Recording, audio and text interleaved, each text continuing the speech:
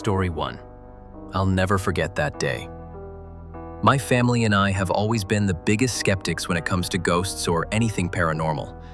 We've always dismissed strange noises or weird occurrences as coincidence or our imagination running wild. But what happened to me that day? I can't explain it, and I don't know if I ever will. It started out like any other day. I went downstairs to grab a glass of water, and my brother was in the kitchen. As I took a sip, I asked him, "Do you believe in ghosts?" He shook his head, but then, out of nowhere, he started telling me a story. Something that to him might seem a bit paranormal. I was curious, so I pressed on. "Did you ever try to scare me when I came home from school?" He gave me a puzzled look, then answered, "I just shot a Nerf gun bullet at you while you were on the computer." I paused. That was definitely true, but it didn't feel like the whole story. I wasn't about to tell him my story yet, but what he said didn't sit right. I wasn't expecting what came next. It happened back when I was in 7th grade. I just started a new year at school, and it was an ordinary day when I came home. I went straight to my bedroom, threw my earbuds in, and started watching YouTube videos. My mom called to tell me my brother would soon be heading out to a friend's house. With both my parents working late, I'd be home alone. I was used to it. I was the quiet type, always afraid that if I made too much noise, someone might hear me. It's strange, I know, but I thought that if I stayed silent, they wouldn't find me.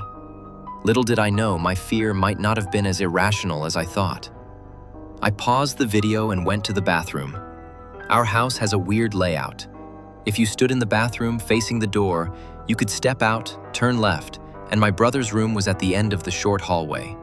To the right, the stairway led down to the front door, but it had a weird platform in the middle before continuing down. We also had an alarm system. If any door or window was opened, it would sound off, telling us exactly which one was triggered. So there I was, in the bathroom, just about to flush the toilet, when I heard a loud thud from my brother's room. I figured he was getting ready to leave, so I flushed, washed my hands, and started heading out. But then, everything went silent. Too silent. I felt watched. My stomach twisted with dread. Maybe it was just my mind playing tricks on me, but I couldn't shake the feeling something was wrong. So I stood there, waiting. The house was still, like the air itself was holding its breath. Then, from my brother's room, I heard talking. But it wasn't him. It wasn't my dad either. The voice was deep, low, and strange. It wasn't words I could understand, just muttering, like a whisper in the darkness. I froze. The noises didn't stop. There was a slow, heavy pounding sound, like footsteps, getting closer and closer. I could hear them coming down the hallway, heading straight toward the bathroom door. It stopped right outside. I felt my heart race. I threw myself away from the door, pressing myself against the wall by the window. My breath caught in my throat. I knew I couldn't fight whoever it was. I was just a kid, and if they broke in, I wouldn't stand a chance. So I stayed as quiet as possible, holding my breath, hoping whoever it was didn't know I was there. The footsteps moved again, slowly. They reached the stairs, and then, a loud crash. It sounded like something heavy had fallen. Then again, at the bottom of the stairs. The muttering stopped. I dared not move. The door creaked open, and the alarm went off. The front door was opened. I wasn't sure if it was safe, so I stayed as still as I could, gripping the doorknob, ready to bolt if I needed to. But then something even stranger happened. From the direction of the laundry chute near me, a noise like a violent jabbing began. It was as if someone had taken the end of a broomstick and started stabbing at the door, trying to break it open. I watched, wide-eyed, as the door shuddered with each pounding jab. I was paralyzed with fear, not knowing what to do. All I could think was, "Please, don't let it break through." Then, just like that, it stopped. I waited in that bathroom, frozen in place, for what felt like hours. Eventually, I crept back to my room and tried calling my parents. No answer. They didn't believe me when they finally came home. Later, when my brother got back, he listened to my story with disbelief. That was when he told me something that chilled me to the bone. He'd heard things too. Noises coming from the attic. Strange things opening up in his room. To this day, my brother and I can't explain what happened that day. We've both wondered who or what was in that house with me. And no matter how much we think about it, we may never know the answer. But it's a story I'll never forget. And I don't know if I ever will. Story 2. My name's Alyssa, and I was 16 at the time. I lived with my mom in a crappy apartment in the Bronx, New York. Let me tell you, living in the Bronx isn't for the faint of heart. It was always sketchy, always feeling unsafe, especially when I had to walk alone at night. The apartment itself wasn't great. Small, run down, and the neighbors? They were downright creepy.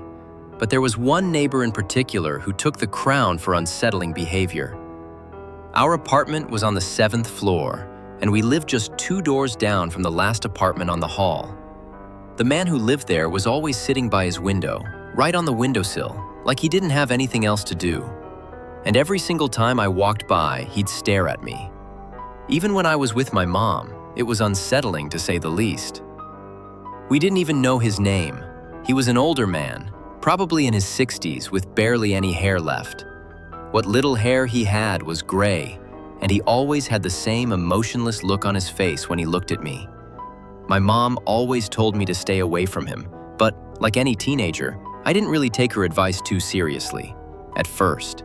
Then, things started to change. One evening, my mom was working the night shift, and I was home alone. I came back around 9 p.m., and as usual, the neighbor was sitting on his windowsill. I unlocked the door, and this time, instead of his usual silent stare, he spoke to me. "Is your mom working tonight?" he asked. Looking back, I cringe at how stupid I was.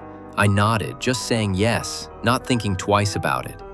He didn't say anything else after that, just nodded his head slowly as if it was some kind of weird acknowledgement.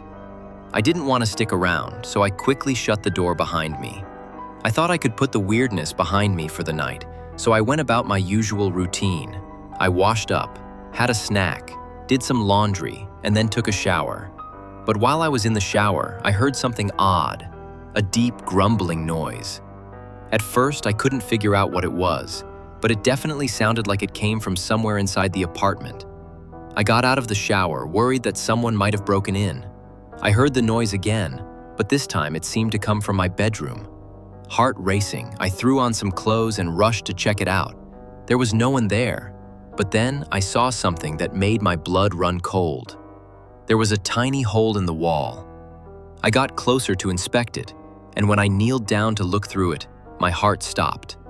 Someone was looking through that hole, an eye, a creepy, unblinking eye staring right back at me. And then it hit me. This wall separated our apartment from the neighbors. That noise I heard earlier, it wasn't random. He had drilled holes into the wall to spy on me. The thought made me sick to my stomach. I ran to the bathroom, panicked, and started feeling around the wall there. I found another hole, same size. He had done this to watch me. I immediately called my mom, telling her everything. But as I was on the phone with her, there was a knock at the door. I froze. It was the neighbor. And he was yelling at the top of his lungs, demanding I open the door. "Open the door right now," he shouted. I felt my stomach twist. This was too much. My mom was freaking out, telling me to call the cops right away. And thank goodness, in the Bronx, the police respond fast. There were officers at our door in less than 5 minutes. My mom rushed home, and when she got there, she was livid. She pressed charges for stalking, invasion of privacy, and criminal mischief. The apartment building didn't hesitate either. They evicted him on the spot and made him pay for all the repairs, sealing up the holes he'd drilled. It was a nightmare, but looking back, I'm just grateful it didn't end worse. That man? I never saw him again. But I'll never forget the feeling of someone watching me, knowing that I was never truly alone in my own home. Story 3. I'll never forget the camping trip I took with my friend Hal. Hal's an Eagle Scout, a nature lover, and he's always off on these camping adventures. I usually stayed behind, but one time, I decided to join him and see what all the fuss was about. At the time, he was dating Maya, and I ended up getting a last-minute invite. We carpooled to the destination, which was about 3 hours away, and I had no idea what I was getting into. Now, Hal doesn't believe in staying at normal campsites with other people. He says it's not real camping if you're surrounded by people. So, instead of heading to a campsite, Hal took us down some random dirt road he knew about, deep into the woods. We drove for a few minutes until he seemed satisfied with where we were. Without saying much, he parked the car. It was the kind of place that didn't look like it was meant for camping at all. It was so isolated, I didn't even realize we were stopping until we were already getting out of the car. Hal unloaded the trunk, and the supplies we brought were pretty standard: tents, sleeping bags, food, toilet paper, and a first aid kit. Hal usually packed light, but this time, he made an exception because he thought Maya and I would need more stuff, whatever that meant. We picked a spot to set up camp, and Hal basically assigned us tasks. I knew how to set up a tent, so Hal told me to handle that while he went off to gather firewood. Maya stayed behind with me, helping where she could, but mostly unpacking stuff. Night came faster than expected, but by then, Hal had enough firewood to get a good blaze going, and the tents were set up. We sat around the fire, talking and drinking, just reminiscing about old times. Of course, Maya wasn't in on most of the stories, since she wasn't part of our history. I'm sure she got tired of hearing the same drunken tales over and over, because eventually, she went to bed. Hal and I stayed up a little longer, but we kept the noise down so we wouldn't disturb her. I had finished my last beer, and by then, I was feeling it. We chatted for a while longer, and then Hal suddenly shushed me. He told me to listen. I heard it too. At first, I thought it was an animal, maybe a deer or something. But then, it kept walking around, circling us, getting louder. I asked Hal, "What if it's a bear?" He assured me a bear wouldn't get this close to the campfire. But something about it didn't feel right. The footsteps were getting closer, and then we heard a strange noise. A low, clicking, growling sound. "Is that a wolf?" I whispered. Hal didn't answer. He just motioned for me to get into the tent. I obeyed. I crawled into the tent I had set up for myself. Hal and Maya had their own. The clicking grew louder, clearer. It didn't sound like a wolf or a bear. It didn't even sound like something from this world. The firelight outside cast an eerie glow on the walls of the tent. That's when I saw the shadow, something massive and bipedal walking past my tent. The footsteps were slow but heavy. My heart pounded as it moved toward Hal and Maya's tent. Then came Maya's scream. It wasn't like any scream I've ever heard. It was pure terror. It sounded like something was going to kill her. I froze. I didn't know what was happening, but then I heard Hal's voice, screaming, "Run!" He kept shouting it over and over. In an instant, I was out of the tent, running into the pitch-black woods. No flashlights, no lights at all. And yet, I could feel whatever was behind us, chasing us. I was in the back, and the footsteps behind me got closer and closer. My heart raced as I desperately tried to keep up. Somehow, Hal managed to lead us through the woods, right to the car. We piled into the truck without a second thought, and Hal floored it. We'd left everything behind: tents, sleeping bags, gear, all of it. We didn't care. There was no way we were going back. But then, as we sped down the dirt trail, we hit a dead end. We had to turn the truck around in total darkness, and I felt like we were being hunted. I begged Hal to turn off the headlights so whatever was chasing us wouldn't see us. But Hal insisted on keeping the lights on so he wouldn't hit any trees. He shifted the truck from drive to reverse, over and over, struggling to turn it around in the middle of the dark forest. I sat in the back seat, biting my nails, scanning the trees, terrified of seeing that thing again. Finally, after what felt like forever, Hal got the truck turned around and we sped out of that forest, not looking back for a second. The thing that caused Maya to scream? It was the sound of something breathing heavily, pushing against their tent, trying to tear it open. Hal still swears to this day he's never heard or seen anything like that in his life. And neither have I. But we all agree on one thing. That thing definitely walked on two legs. People ask me, how do you know it wasn't just some guy? Well, I can tell you it wasn't. The size of it, the noises it made. Whatever it wasn't human. Everyone has that one moment in their life, a moment they can't explain, a moment that terrifies them to their core. That was ours, and we'll never forget it. Please, don't forget to like and subscribe. And remember, the darkness is always surrounding us, just waiting for a chance. Thanks for watched. See you next story.